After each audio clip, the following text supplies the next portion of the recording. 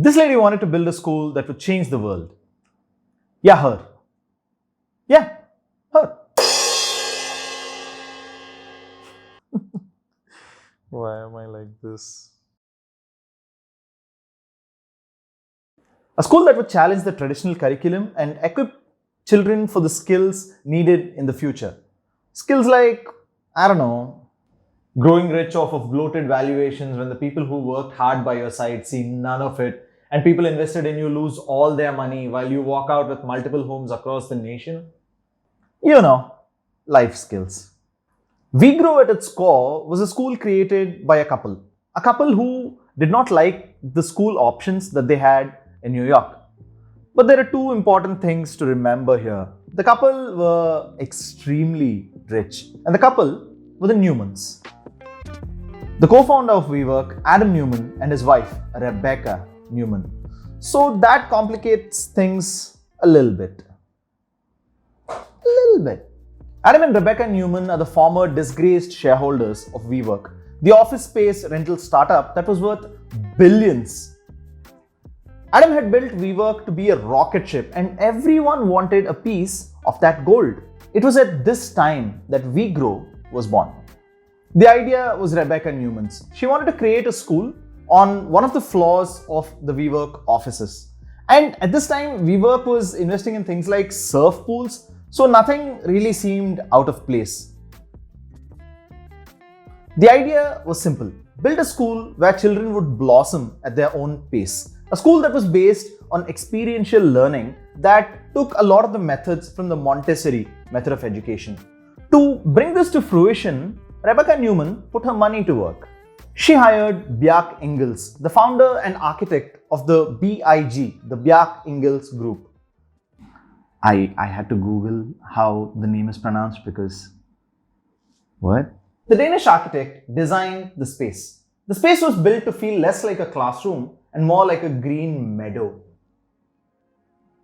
This is more of a universe or a village, said Rebecca Newman when a contributor of the Architectural Digest visited the place. The classrooms flowed from one concept to another without being rigid about what their purpose was.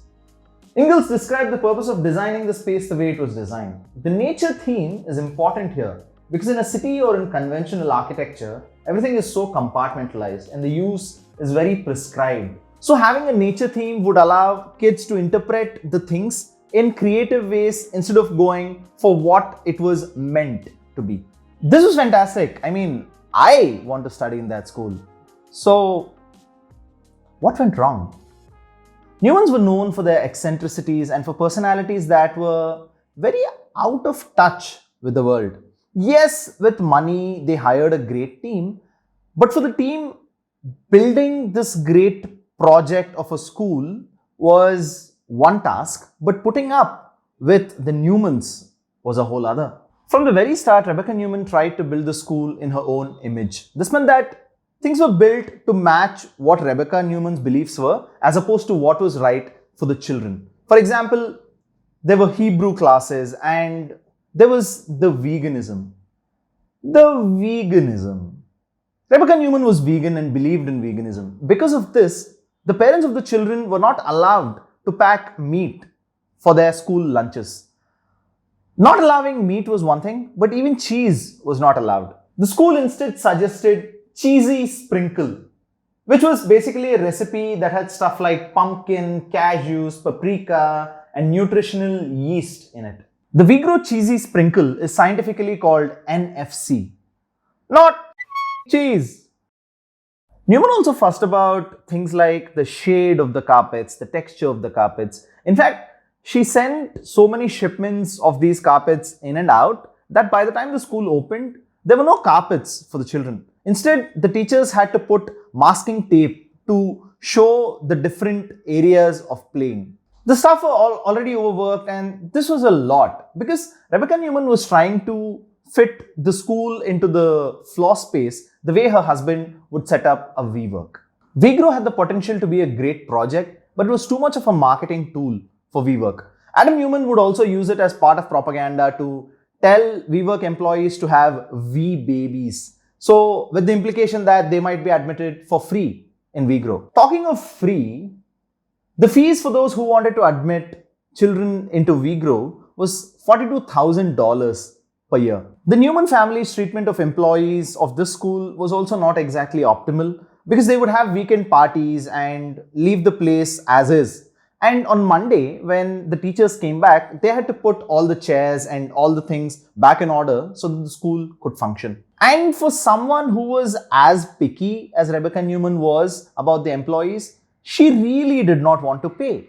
There was talk about employees looking for handouts as if they did not actually deserve remuneration for the work they were putting in. There was this constant phrase that was used called the bread of shame. So the bread of shame was a concept that they like to talk about, which meant that only bread you earned apparently tastes good according to this concept, and any bread that you gain which you did not work for tastes bad. So the implication was that the teachers were trying to get something that they did not deserve and should be ashamed for it. Finally, things were so out of hand that Adam Newman had to come in and tell Rebecca Newman the actual costs of living in New York, to which Rebecca Newman, surprise, surprise, was completely oblivious. Then she finally agreed to give some hike. Talking of bread of shame, as time passed, it became increasingly obvious that bread of shame was part of the staple diet for the Newmans. Oh no! When WeWork tried to IPO several months later, it came under scrutiny for its $47 billion valuation. Deeper inspection brought out a series of disturbing revelations about how the Newmans had used dubious valuations to enrich themselves. Adam Newman was allowed to cash out his equity at these lofty valuations, whereas the employees and other parties were kept vested into the increasingly risky ship. While the team struggled in the trenches, the Newman lifestyle was out of control, and the Newman house buying spree was in full swing. When the WeWork empire burnt down, so did WeGrow. And WeWork was shuttered when the Newmans were kicked out, but they went out with a fat check.